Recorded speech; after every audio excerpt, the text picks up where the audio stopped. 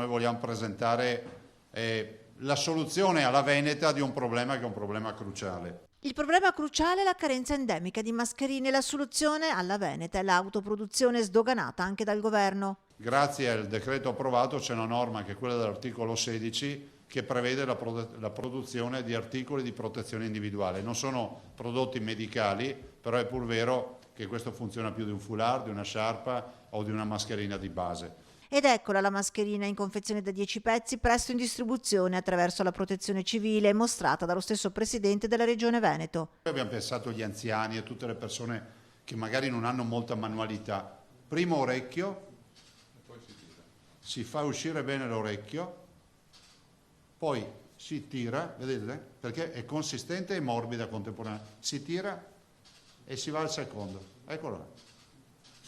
Io la porto in ufficio, sopra la porto anche ore. L'ho portata ore per testarla. Mascherine frutto dell'inventiva e della genialità di un imprenditore veneto. È riuscito a fare quello che molti non sono riusciti a fare, quindi io veramente ringrazio Fabio Franceschi, Grafica Veneta, per quello che ha fatto e anche per la donazione che ha deciso di fare, 2 milioni di pezzi ai veneti. Noi li distribuiremo, oltre a quelle che andremo a comprare, li distribuiremo gratuitamente tramite la Protezione Civile a coloro che magari non hanno avuto modo di approvvigionarsi.